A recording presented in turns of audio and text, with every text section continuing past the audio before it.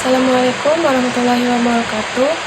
Saya Diana Halimatu Syadiah dengan NIM 2285130011 akan menyampaikan kembali resumen atau rangkuman dari buku yang berjudul The History of Quranic Text dan buku rekonstruksi sejarah Al-Quran. Lanjut saja pada buku yang pertama, yaitu berjudul The History of Quranic Text bab 7-8, halaman 97-128. Lanjut pada bab 7 tentang Mushaf Utsmani. Yang pertama dibahas pada bab ini yaitu terdapat sikap Khalifah Utsman terhadap perselisihan bacaan. Orang yang pertama kali mengeluhkan masalah ini adalah Hudzaifah bin Al-Yaman pada tahun 25 Hijriah. Utsman pun bertindak akan melakukan pembuatan kitab dengan satu dialek. Nah, dalam hal ini terdapat dua riwayat tentang bagaimana Utsman melakukan tugas ini.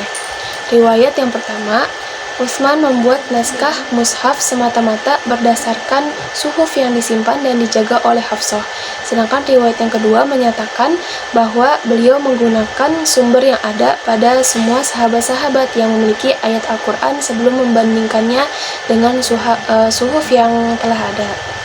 Nah, berdasarkan yang sesuai dengan riwayat kedua, dalam pembuatan naskah, Utsman mengutus sebuah panitia yang terdiri dari 12 orang untuk mengawasi tugas ini, mengumpulkan ayat yang telah mengumpulkan ayat Al-Quran dari orang-orang yang pernah belajar dari Nabi dan yang mana orang tersebut telah melalui proses sumpah yang sungguh-sungguh. Riwayat lain juga menyatakan bahwa setelah Utsman dan para sahabat mengumpulkan ayat-ayat Al-Quran, lalu naskah tersebut dibandingkan dengan suhuf resmi yang sejak mula ada pada Hafsah. Dalam membandingkan naskah tersebut, tidak adanya perbedaan. Maka setelah itu dengan rasa gembira, Utsman menyuruh orang-orang membuat duplikat naskah dari mushaf yang telah dibuat sendiri itu. Selanjutnya bab 8 tentang perkembangan alat pembantu bacaan dalam Mushaf Utsmani. Alat-alat bantu di sini itu berupa yang pertama tanda pemisah surah. Naskah Mushaf Utsmani tidak mempunyai pemisah surah. Permulaan tiap surah dapat diketahui dari ungkapan kalimat basmalah yang biasanya ditulis dengan jarak sedikit lebih senggang. Yang kedua adalah pemisah ayat. Alat pembantu ini tidak tampak adanya penggunaan cara tertentu yang diterapkan. Setiap penulis bebas menggunakan pilihannya sendiri.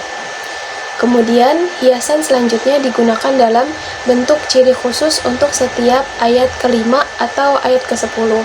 Selanjutnya, mengenai bagian atau juz yang mana merupakan sebagai perkembangan kajian yang dilahirkan oleh Al-Hajjaj. Pengelompokan ini dimulai sekitar abad pertama Hijriah. Mushaf dikelompokkan ke dalam 7 bagian yang disebut manazil. Pengelompokan ini sengaja dibuat untuk orang yang hendak menyelesaikan bacaan seluruh mushaf dalam waktu 1 minggu. Dan pada abad ketiga Hijriah muncul pengelompokan Al-Quran ke dalam 30 juz atau bagian mereka yang ingin menghabiskan tadarus dalam waktu 1 bulan. Selanjutnya ke buku yang kedua, yaitu rekonstruksi sejarah Al-Quran bab 6-7 halaman 227 sampai halaman 300. Selanjutnya bab 6 tentang kodifikasi Utsman bin Affan. Pengumpulan Al-Quran kedua Zaid bin Thabit terjadi pada masa khalifah ketiga, yaitu Utsman bin Affan. Secara garis besar, riwayat-riwayat ini dapat dikelompokkan ke dalam 2 kategori, yaitu versi mayoritas dan versi minoritas. Menurut versi mayoritas, pengumpulan Al-Quran di masa Utsman dilakukan oleh suatu komisi yang terdiri dari 4 orang, yaitu Zaid bin Thabit sebagai ketuanya. Terus ada Abdullah bin Zubair, Sa'id bin Al-As, dan Abdurrahman bin Harith. Sedangkan dalam salah satu versi minoritas, nama Sa'id hilang dari keanggotaan komisi dan sebagai gantinya muncul nama lain, yaitu Abdullah bin Amr bin As dan Abdullah ibnu Abbas. dan banyak lagi riwayat versi lainnya. Menurut riwayat mayoritas juga, tugas komisi yang dipimpin Zaid ini hanya membuat suatu salinan yang memadai dari mushaf Hafsah. Nah, penyebaran mushaf Utsmani ini juga menjadi perdebatan. Ada yang menyatakan terdiri dari 4 kitab, ada yang 5 kitab, 6 kitab, bahkan 7 kitab dengan menyebar ke kota-kota yang menjadi pusat ilmu. Mushaf Utsmani terdapat sejumlah variannya. Varian-varian mushaf Utsmani ini sampai ke tangan kita melalui karya Abu Ubay dengan judul Fadlail Al-Quran dan karya Abu Amr Al-Dani dengan judul Al-Muqni fi Ma'rifat Marsumi Masohif Ahlu Amsor. Dari varian-varian yang telah dikumpulkan dari kedua karya tersebut, dapat disimpulkan bahwa mushaf yang paling awal adalah mushaf Madinah, dan dari mushaf Madinah inilah disalin mushaf Damaskus dan Basrah. Sementara mushaf Basrah disalin mushaf Kufah. Semua surat pada mushaf Utsmani pada awal diklasifikasikan ke dalam 4 kategori utama, yaitu 7 surat terpanjang, surat-surat terdiri dari 100 ayat atau lebih, surat-surat yang kurang dari 100 ayat, dan yang terakhir surat-surat pendek. Lalu perkembangan selanjutnya ada pembagian Al-Quran ke dalam 2 bagian, 3 bagian, 4 bagian, 7 bagian, dan akhirnya 30 bagian atau juz. Bagian yang lebih kecil lagi adalah hibz. Lalu perempatan hibz atau rub al-hibz. Kemudian ada pula ruku. Setiap awal surat kecuali surat ke-9 atau surat At-Taubah diawali dengan basmalah.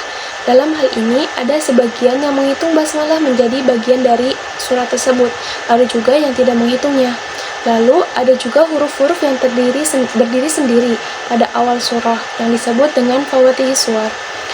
Poin ini juga terdapat 3 pendapat yang berbeda terkait arti dari huruf-huruf tersebut. Selanjutnya, bab 7 tentang otentisitas dan integritas mushaf Utsmani.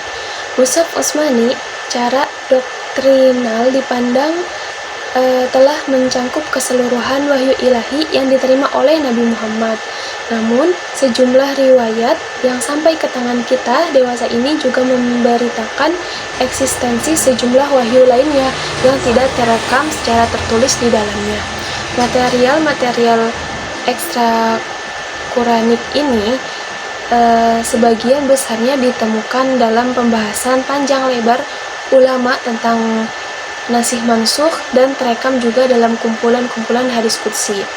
Selain itu, dalam kalangan sekte-sekte tertentu muncul keraguan terhadap integritas mushaf Utsmani.